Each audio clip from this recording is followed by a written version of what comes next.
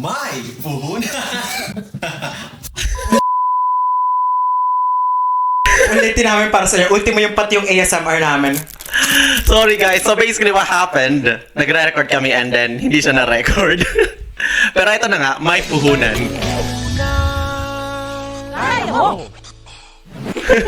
Ulitin natin from the top. Buti yung 5 minutes pa lang yung nawala. 5 minutes, oh my God. Zero, ano yung favorite snack mo sa Pilipinas dati? Favorite snack ko talaga, might sound is sorry, inulit ko. Pero yun nga, lumpia. Lumpia kasi, yun nga, mura. Tsaka nung elementary talaga ako after school, or kahit nga sa recess namin, bumibili ako ng lumpia kasi nga affordable. Tsaka masarap din naman, malinamnam. Yun nga lang napansin ko, di ko alam kung lumaki lang ako, pero maliit na ngayon yung lumpia. Like, lumiit na siya nung last time kong binili, like last year. Pang spa lang. Ay, ikaw, anong favorite mo? Favorite ko dati yung Hello na wafer. Hello wafer. Dapat gilata yun. Yeah. Oo, kasi yun yung iniwan ni mama pag umalis siya. Yun lang. Wafer So, bigan. pag kumakain ka ng wafer, naalala mo na iniiwan ka ng mama mo. Oo, ganun. Kaya may child trauma tayo. Dahil sa wafer. Favorite ko rin yun. Masarap din yun. Kasi, feeling ko pag naka-wafer ako, ang yaman-yaman ko. Ay, ikaw, anong favorite mo? Yung favorite ko ever since is curly tops. Kasi dati, tuwing hinahatid ako sa school, may dinadaanan akong tiyangge.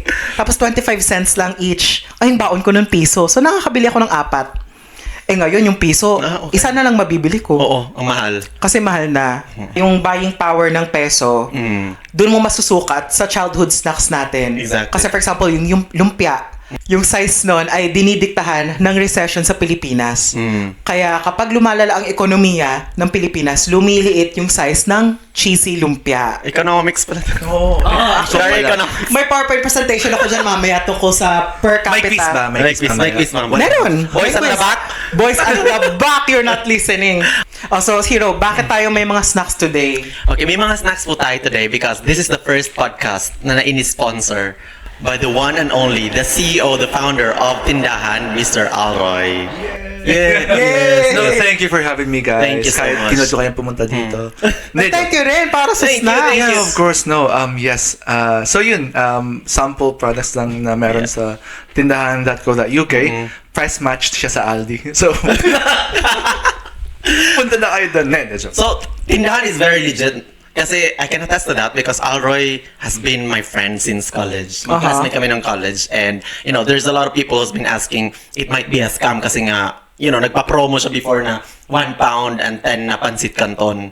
And people were asking if this is a scam or not. Hindi po siya scam, totoo po siya. Yeah. This Like is Alroy's Pancit Canton, Lucky Me Pancit Canton, Yes, 1 pound. correct. For 10 pieces, pero- isang pack as a Tapos promo. na. Tapos na yung promo na yun. Yeah. Pero wait, so yung store mo, kailangan nila physically puntahan? Or Oh, yung pack, you just order from my website, tindahan.co.uk. You place your order. Parang Amazon na ordering lang. Just like any other website. I Then see. it gets delivered to your house. ano yung turnaround time ng delivery? Depende sa babayaran mo. Oh, syempre, kung Royal Mail, DPD, Yeah. May naka-every 24 hour, may 48 hours. Tapos ikaw mismo magde-deliver? Or Hindi, yung Royal. Hindi ko malaman kasi I've never Okay, sorry naman. So, may partner kami ng mga Courier. mga courier. So, Courier. Royal Mail, DPD. Pero we usually go with Royal Mail kasi subok na matibay, subok na matatag. Baka Royal Mail. Royal Mail. Kaya naman. Yeah. ay, not bad kasi nandun ka lang sa bahay mo. Kung mag-crave ka, maya-maya, andyan na. Oo, yun nga yung 2 or 3 problema. days maximum. Oo. Kung di ko na kailangan lumabas. Especially sa mga taga-countryside na wala masyadong Filipino store. Exactly. This is a really, really good business model. Meron kaming isang client na nasa Scotland. Sabi ko, wala ba kayong Filipino store dyan? Yeah. Meron daw. Pero sobrang yung presyo hindi masyado Yeah. Hindi friendly sa makatarungan. kanya. Hindi Sabi ko, ako na, bahala sa'yo. Ako na. Itabi mo na. Itabi mo, man. Ako na. Di ba? Sige. Galing. Brainy ka dyan sa part na yan. At saka, para sa mga nasa Jersey, tsaka Guernsey, sa Channel Island, we cover you guys na rin. So we've had couple of orders from Yeah, them. I saw from your post. Yeah, it's been good. Yeah, It's been amazing. Anong pumasok sa isip mo at you decided na i-establish tong tindahan.co.uk? Oh, golly, it's been a long process kasi I've been thinking about this since I got sa UK. Okay. It's gonna be boring, pero it's a long process kasi nung dumating ako sa UK, ang dami ko expectation. for Sabi ko, sure. mag-abroad na ako, mag-UK na ako. Yayaman na ako. Ako na. Mag-retire ka na. Gago, sabi ko. Sabi kasi sa atin, uy, yung sahod? 2 million, 3 million pesos per A year. Oh, yeah. Di ba? Hindi man sinabi yung tax. Hindi sinabi na yung rent pala, yung tax, yung grocery, ang mahal pala. Sabi ko, yaman na ako. Ako na bahala. Huwag ka na magtrabaho. Kapatid, mag-asawa ka na. Ako na. Totoo ba? Nag-asawa yung kapatid ko. Tapos umasa sa'yo. Uy, joke lang kapatid. I love you, pero you need to do something. Joke, pagdating ko dito, yung mga katrabaho kong Pinoy, they've been here for 20 years. They've been nursing sa UK for 20 years. Pero nag-struggle pa rin sila.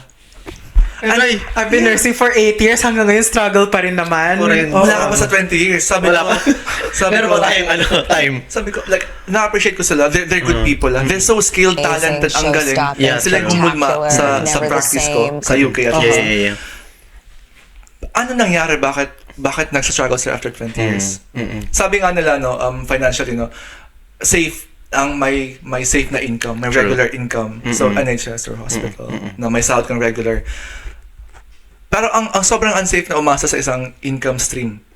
Sabi ko, I must do something. Obviously, wala akong pera. Starting out, wala akong pampuhunan. So, it's been at the back of my mind for the last 5 years. Yeah. So, yun. Up until nagkaroon ako ng courage na mag-resign and go full-time sa entrepreneurship and then agency nursing. Obviously, kasi wala sahod. So, yun. I thought, hindi pwedeng, kasi we're very good at staffing institutions. Yes. Yeah, true. Pero sabi ko, it's time that we build our own institutions. So that's part At of itong it. institution mo. Yes. The tindahan.co.uk. It will be. Yeah, it's only the start. We are destined for bigger things. Ang iya! Joke lang. Sige. Pakata ko direct. Alright, dahil dalawa ang income stream mo. As far as we know, dalawa. What's your name at kailan may huling umutang sa'yo? Oh, God. Very timely question, no? Sino ako? So, ako si Alring, may huling umutan sa akin last night lang. Etong kwento kasi, neighbor ko yun. Okay. Katabi ng bahay namin. Neighbor sa Pilipinas. Sa Pilipinas. Okay. Shout out sa'yo. Pero it's a good utang, no? Kasi, when I was in college, wala kaming wifi sa bahay kasi mahirap lang kami. Okay. May wifi sila. It's payback time, bitch. Oo. Tapos sabi niya, mag-connect ka. Boy, ako yung umuubos sa wifi niya kasi sa Pinas, pwede kang may wifi. May cap.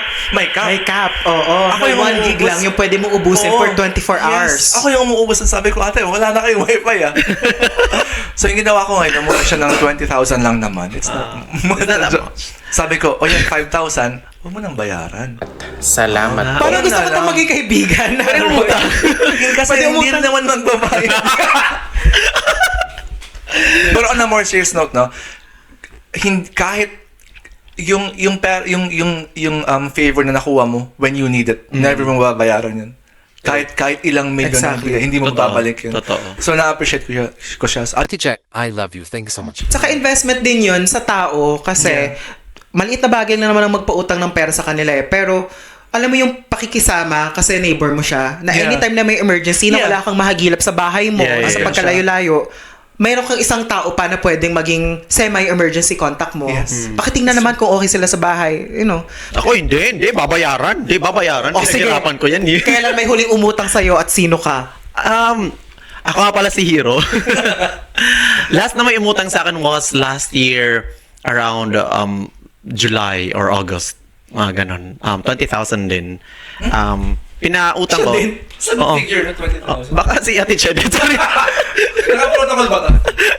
Hindi, kasi kailangan talaga niya. And then, hindi naman talaga ako usually nagpapautang talaga. Aha. Especially sa mga hindi kakilala. Because there's a lot of people who would message you on, Facebook or Instagram, just because you work abroad, ihiraman ka ng money. Usually, hindi ko sila pinapansin. And then, nagde-decline ako politely. Pero this specific person, kilala ko kasi siya and he is some sort of, my relative as well. And alam ko kasi na good payer din siya. Oo. So, pinautang ko lang. Although it took time din na bayaran, which I didn't really mind because that kind of money, parang sinet aside ko na yun talaga for some things.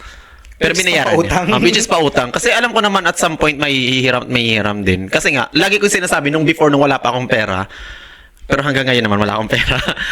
Pag may umutang sa akin, lagi kong sinasabi, kung meron lang talaga, papahiramin kita. Kasi alam ko kung paano walang-wala ka. Anong feeling ng wala. Kaya pinapahiram ko yung iba. Pero huwag kayong umutang sa akin kasi wala akong pera. Wala akong ngayong pera. So yun, may binayaran naman niya just before the holidays, December. So, And 20,000 pesos is not a laughing matter sa Philippines. True din naman. Yung parang i-compare mo nga, dahil sa inflation rate ng Philippines between 2020 to 2025, not even 2026, no? Ang buying power ng 20,000 pesos is equivalent to 12,000 pesos. Sorry, ang buying power ng 20,000 pesos noong 2020 is equivalent to 12,000 pesos. Ulitin mo.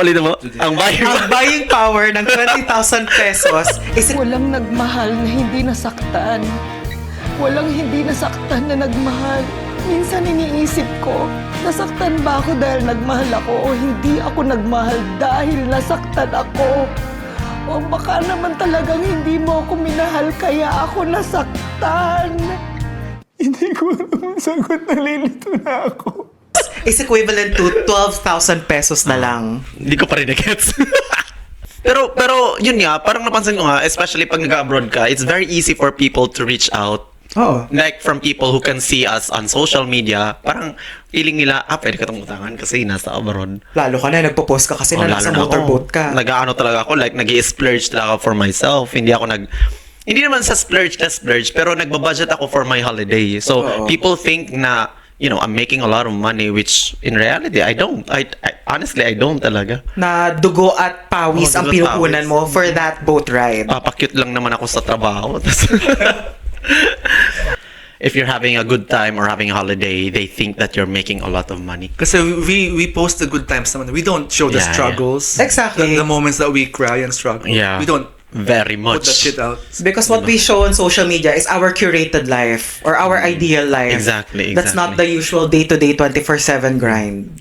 Diba? Talagang nung dumating ako dito, na-shock talaga ako, oh my God, ito bang trabaho ng nurse? Oo. Never ako nagpunas ng puwet sa Pilipinas First time for a ko ginawa patient. yan dito. Sabi ko, oh my God, ito pa lang trabaho ko. Pero eventually, natututunan mo din na may pera sa puwet.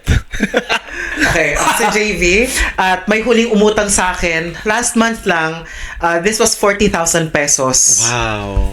Crush ko siya dati nung college. Hindi ako nagpautang kasi in the first place, wala akong 40,000. Kung may 40,000 ako, edi sana hindi ako nag-podcast, diba? Sana nagbakasyon ako. Ay, kulang pa palang ginawa niya. Dapat nag-flirt pa siya ng malala. Tapos nagpadala siya ng tit.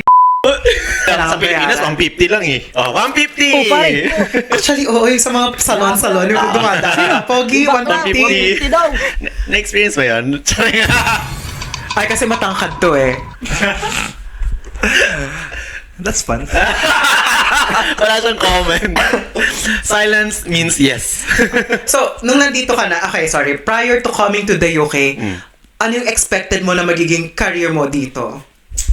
Sabi ko, kasi may mga friends na ako sa UK na nauna sa akin. Hero was here, Yeah. and he was posting, alam mo na, yung aesthetic na mga photos. Si Hero pa naman din, diba? Alam mo na, pag kunwari. Tapos, Yaw. sabi ko, yan yung gusto kong buhay. Sabi ko, pag pumunta ako dun, yan yung may buhay ko. Yun yung expectation ko. Sabi ko, laki ng sahod, laki ng offer sa akin, nasa kontrata eh. Wala namang ano dun eh. Hindi nila sasabi yung tax mo minus. and bills. Tapos pagdating ko dito, sabi ko, hala, I barely have enough. I was talking to my mom na. My mom was asking me how I was doing. Sabi ko, okay lang naman, pero I couldn't tell her, hala mama, ang liit pa ng sahod dito. Siya, mayabang pa ako. So, inubos ko pa yung pera, wala tira sa akin, my first month. So, yun yung first na reality check sa akin when I got here. Very misleading din kasi yung ano eh. Yung kontrata. Sasabihin na ang laki-laki ng sahod tapos i-compute mo pa into peso without actually thinking that your salary is in pounds but you're gonna spend as well in pounds. Yung parang may nakita nga ako ng content creator na kung i-convert mo yung sweldo, 200,000 pesos ang income mo. Yung bills mo, 198,000 pesos din. So, wala lang. It sounds like, magic. Pero, pag nandito talaga, oh my God, talaga. Hindi siya magic. Hindi siya Sumpa magic. siya. Unless talaga, if the salary is just for you, I think it could, really say na malaki ang sahod mo, wala kang ibang ginagastosan, or hindi ka nagpapadala, or, yung rent mo din dito, hindi ganun kataas. But then again, majority of the Filipinos are like, they come here to sustain their family back home. Which is mahirap talaga. Yeah. May dalawang uri ng OFW kasi from my perspective. Yung OFW na pumunta dito para sa kanya, tsaka yung isa para sa family. True. Ako, para sa Saan ka family ako talaga. Ikaw? Para sa family. Yan. It's for my mom.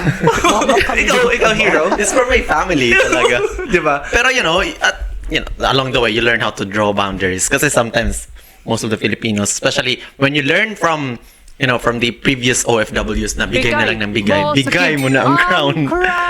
You will learn eventually how to draw the boundaries na, look, this, some of my income will be for me and some will be for my family. Pero kasi it's very cliche lang naman din na when you go to the UK or to another country, especially kung tulad natin, tayo yung mga son ng pamilya, tayo yung nagiging pag-asa ng pamilya. Tapos biglang aasahan ka na sa mga bagay na hindi ka pala ready financially. In fact, dahil sa pagpapadala natin, alam nyo ba kung magkano yung remittances from the UK to the Philippines noong 2025? It's 1.2 billion pounds ang napadala natin. In pounds. In pounds. Wow. So that's 70 billion pesos at least. Depende sa exchange rate. Ano ginagawa niyo sa Pinas? Well-researched. Magtrabaho kayo. Get your fucking ass up and work. It seems like nobody wants to work these days. You have to.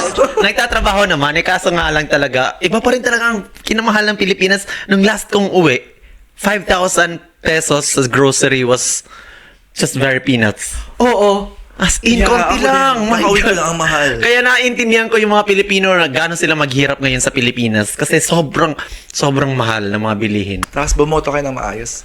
Bumunta kayo ng maayos. Takat na lang. hindi natin ito ikataan. Hindi ba ikakat? So nang nandito ka na sa UK, ano yung mga expenses na sabi mo, ay binabayaran pala yun? Yeah. Ay, oo. Sige, ako muna. Council tax.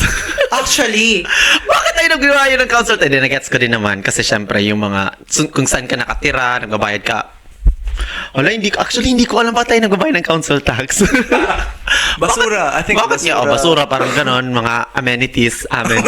Amenities. sa hindi nakakaalam, sa mga audiences namin, kasi dito, may tax ka na main na kinukuha Oo. tax sa sweldo mo.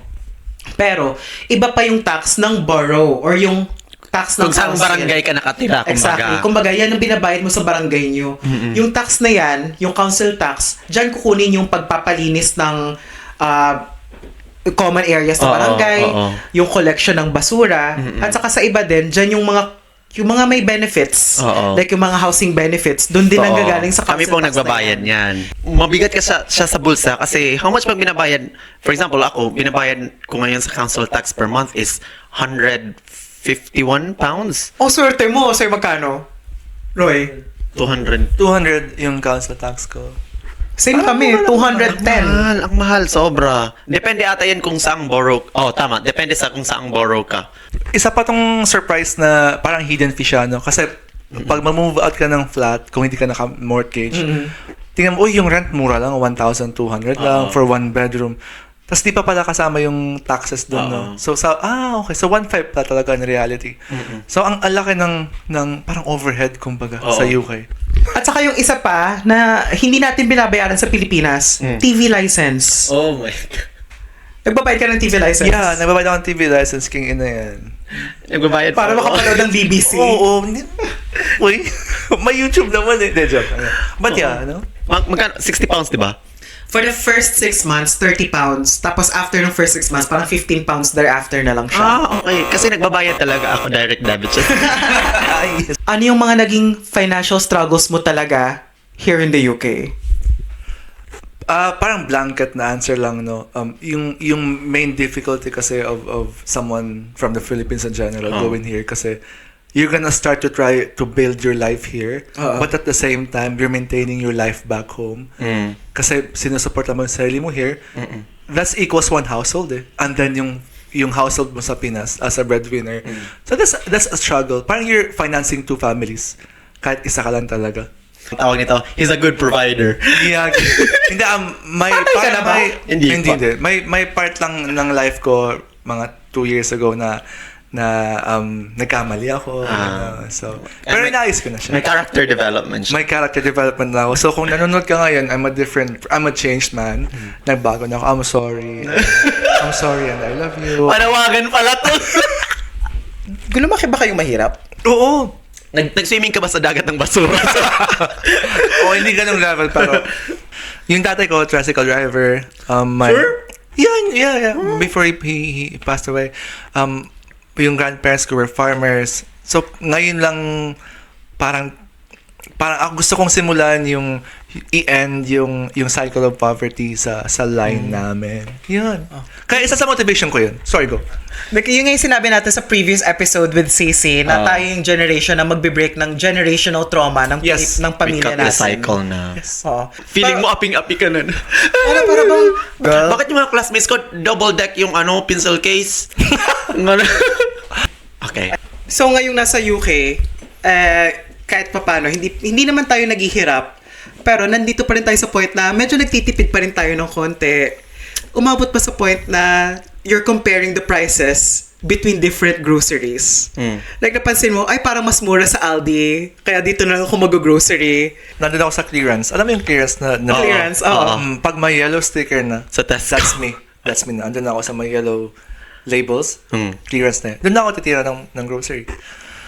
Ganong level ng pagtitipid starting out sa UK. Oo. Ngayon hindi na sa Waitrose. Sa Waitrose na siya ngayon. Hindi na ako kumakain. Nangyari ba na na-discriminate may mga taong nagsusuot ng Primark? Yung first na damit ko dito, I remember Pepco. Pepco ba yun? Parang Primark lang. Yun yung first damit ko. And sobrang na-appreciate ko yung brand na yun kasi yun yung unang nag-provide ng warmth sa akin. Pero no, I don't buy from Primark na. Nung dumating din ako dito, lahat ng damit ko puro Primark. From head to foot, lakipit na dukot. Di mo yung gets? Kasi diba, Di mo yung gets? kung nagtitipid ka kasi, you go to Primark, you have 15 pounds, may jacket ka na. Hindi, from time to time, bumibili pa rin naman ako sa Primark. Like, mga slacks na na trousers. You wear it well naman kasi. Kasi, chart. Thank you naman po. Kasi being fit is the real fit. Correct. I don't need an outfit. I am the outfit. Because I am the market. Maiba lang na. First big financial decision ko was to take out a loan to build my mom's house sa Pinas. Yeah. Oh, that's nice. Siya rin. Ginawa mo kasi I was thinking about time for my mom and time parang I can get the money back in the future but I'm not sure about my mom's time. Kasi may memory pa ako na nasa Nipahat kami nakatira sa baby. May memory pa ako. May photos din. So she never had a house na, natitingala ka gano'n. Concrete. Oo. So yun yung pinagawa ko kay mama. Kasi I know I can pay it back sa future ko. But hindi ko alam yung future ni mama. I don't think hindi siya wise decision. Pero it feels right eh. Sometimes... Exactly. I think, loan is such a... we put a negative connotation to loan. But if you're gonna use it in a right way, I think, that's the right thing to do. And, for me din kasi, what I realized is, had we not this kind of opportunity to come here, we wouldn't be able to experience or let other people experience yung mga bagay na akala natin hindi natin makukuha. For example, when you brought your mom in Bali, that was her first abroad, right? It was her first. It was her first time. Sabi ko, Mama, may passport ka ba? So, wala pang tatak. Yeah. Sige na, malapit. Sige, I'll take it to Bali. And nasa position na ako na ngayon, it could have been any country, wala lang siya visa. Kasi I was in a rush. It's a blessing. It takes time. It's a blessing. I don't have regrets. Pero I remember the struggle and pero iba rin yung feeling eh. Kasi my mom gave her everything to us, me and my brother. So she deserves every bit of it. Nabayaran mo na? Yeah. Recently. See? Pero yung maganda lang naman din kasi dito is kahit sabihin natin na medyo marami tayong binabayaran, even if you get sick, you don't pay for healthcare at the point of use. Nakikita mo din naman kung saan napupunta. Pero there's still a lot of things to improve, obviously. Pero at the same time, thankful pa rin ako kasi, nakikita mo kung saan napupunta yung pera mo sa mga nangunguha ng benefits. Sorry. Nainis ako. One time, oh my God. Okay, fine. Wag na. Sabihin mo. Wag na, baka kumabash. Sa sitwasyon na to, isipin mo, meron ka na lang 10 pounds. Okay? This section is called tipiding to the tipidest level.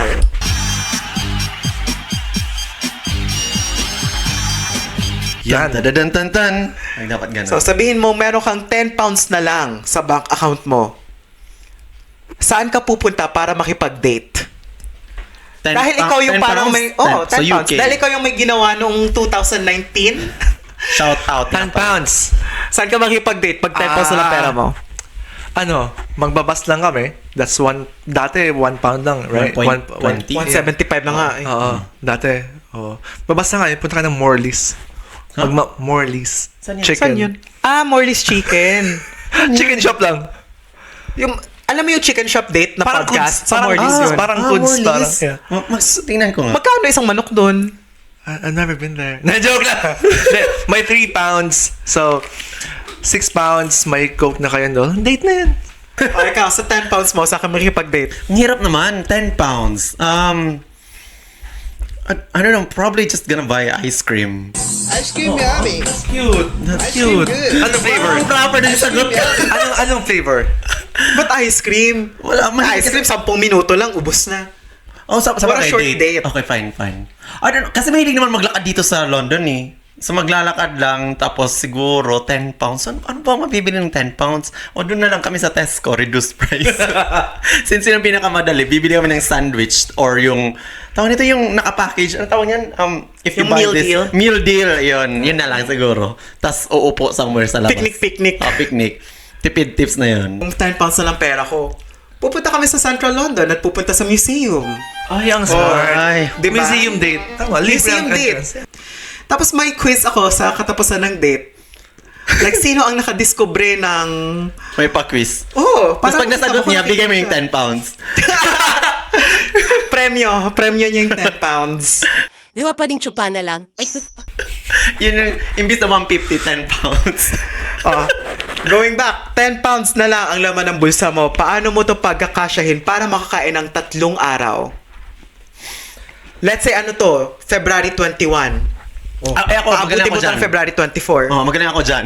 Oh, paano? Di ko lang for some reasons in the first few weeks, gastos ako ng gastos. Tapos, the remaining 3-4 days, parang 10 pounds na lang ang pera ko. Kaya kong ma-extend yan. Paano? Hindi ako kumakain. Hindi ako kumakain. Tapos bumibili ako ng, alam mo yung ano, yung mga sandwich, ayun yan, yung mga reduced price na mga sandwiches. Yung pa-expire na. Pa-expire na. Hindi kasi talaga yan nag-i-expire. Actually. Or yung sikmura ko lang, yung kayang-kaya siyang sikmurain, kumbaga. Galing late eh. Galing late eh. Kumakain ng isaw. Oo. So, Quick. yung mga pa-expire na, quote-unquote, yun ang mga binibili ko. Tapos, kinakain mo siya. Tapos, kahit kainin mo lang siya ng, once or twice a day. Kayang-kaya. Alam mo, to be fair, no? Side comment lang. Parang mura yung food sa UK. Actually. Oo, kasi mas mura ang 500 grams na manok eh. Yeah. Mas Parang mura mura siya. nga siya. Kasi naisip ko, with 10 pounds, I can actually survive 2 days. With 10 pounds. Kasi ang mura ng grocery, I think. Alam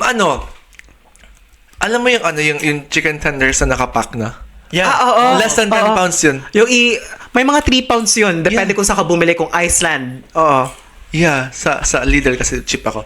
Tapos yun na, buhay na ako nun. Ako magpapalibre na lang din ata siguro ako sa friend ko.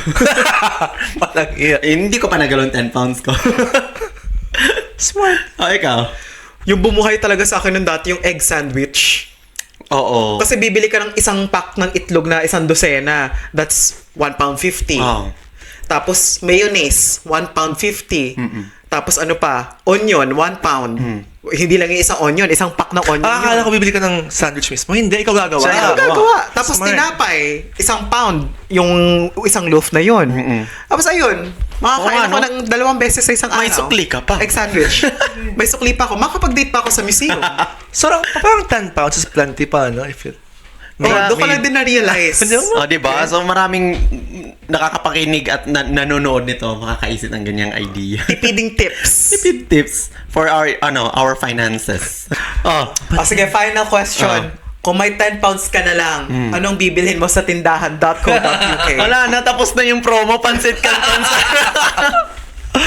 Ay, £1 lang pala yun, plus the shipping fee. So, yun, Pansit Canton. Ikaw? Dried mango. I've been eating our dried mango. My God, it's So an good. addiction. Yung dried mango from Gimaras. And No. brand on Cebu. So whatever we have sa stock. How about you? Pansit Canton din. Oh. Kasi my gosh, nandito ako ngayon sa punto na kasi my God, sa nakakaalam, kakasweldo lang po namin last week. Pero nasa taghirap na ako agad. Kasi yung microphone, yung audio Investment processor, investment. nag-invest ako ng kung ano-ano. So ayun, lucky may Pansit Canton at hard-boiled egg ako ngayon per meal. Vegetarian ka pala ngayon. Vegetarian siya. Budgetarians. Ayun, sa gusto ko.